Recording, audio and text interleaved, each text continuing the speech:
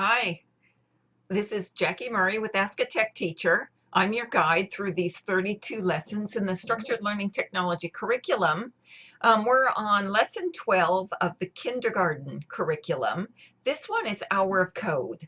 This is one of the several lessons in the 32 in the kindergarten curriculum that you can move wherever it fits best in your lesson planning. If this might put it, if you started lesson 1 in September, this might put it in December around the hour of code time, but maybe it doesn't. Maybe you started later in the school year or skipped a few weeks.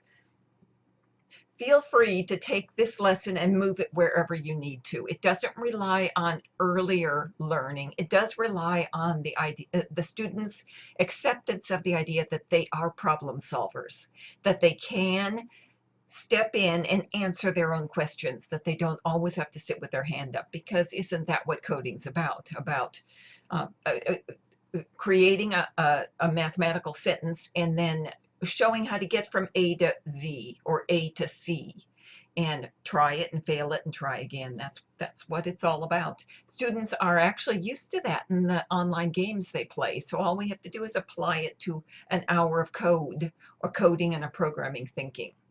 So if you're going to do it with Hour of Code, arrange ahead of time to have about an hour and a quarter.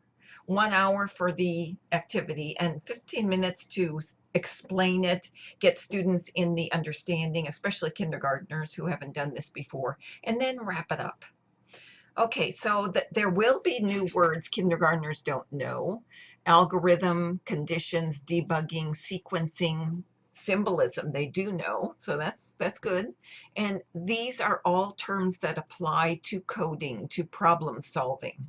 So introduce them, use them as you're talking to students and going through whatever device you're going to use for Hour of Code, and get the students familiar with them.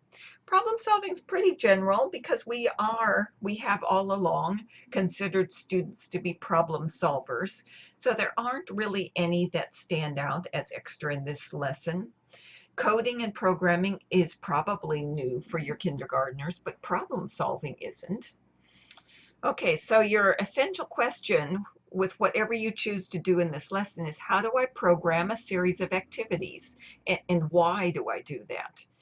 And then big idea, I can break activities down into their most basic steps. Okay, so you're going to arrange to have extra time if needed. Start the class by discussing critical thinking, problem solving. You have been discussing this. You had a whole lesson on problem solving. So this should hitchhike on that, on the fact that, okay, we are problem solvers, and now there's this great field called coding and programming that half of your parents might be in, lots of your friends will as you grow up. It's a great field for getting a job, a well-paying job.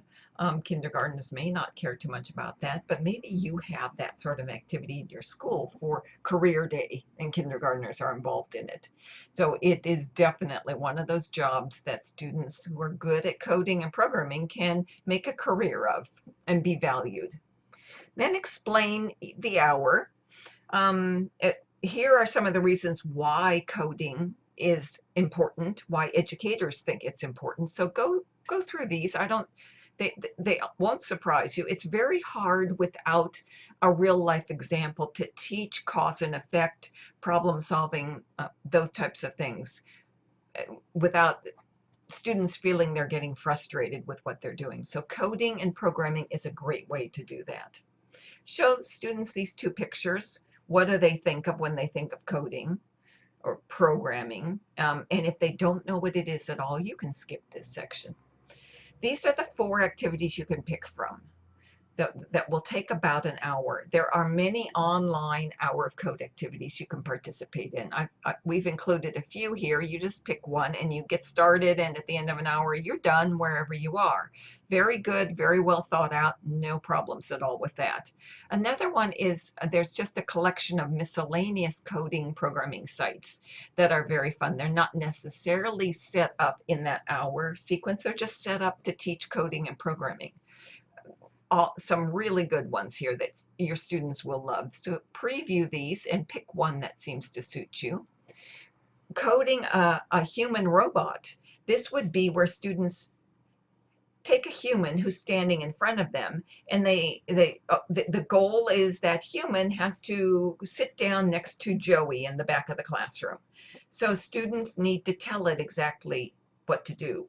Walk. Well, the robot won't know what walk means, so they can't use that. That's not basic enough. And you'll probably have some term that's means I don't understand, or this does not compute, or something that that human will say to let the student know you're not speaking basically enough for me. So the student will have to tell it one step at a time how to get from the front of the classroom to sitting down by Joey.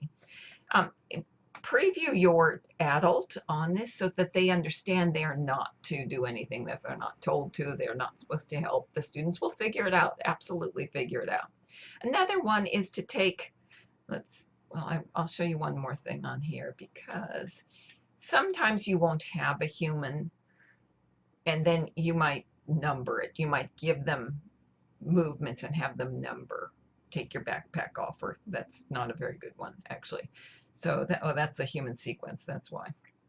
So sometimes you might have them look at these and then suggest they put them in a certain order and then start with the person. Okay, so the next one is a human algorithm, where you're going to give them activities and tell them to organize them in the order they might do them in school, in class, in their day.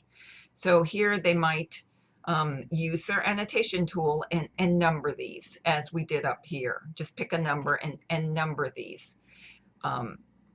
In groups, maybe in groups, although each person will be slightly different. So you want them to know that there is not just one path to success. There's a lot. They're sleeping first? Do they brush their teeth next? Do they eat first before they brush their teeth? Do they put their backpack on? Here's all the activities. So they're going to number these in the correct order. And I think that's the last one. And as an exit ticket, have the student take a photo of whatever they complete. The algorithm they complete, the coding page that they did, they can do it as a screenshot or use the screenshot program in their iPad if they're using iPads, or use an iPad camera if they're using something else. That's really about it. All right, guys. Let me know if you have any questions on this. I look forward to hearing your thoughts on this and what you do for Hour of Code during your class. All right, talk to you later. Bye.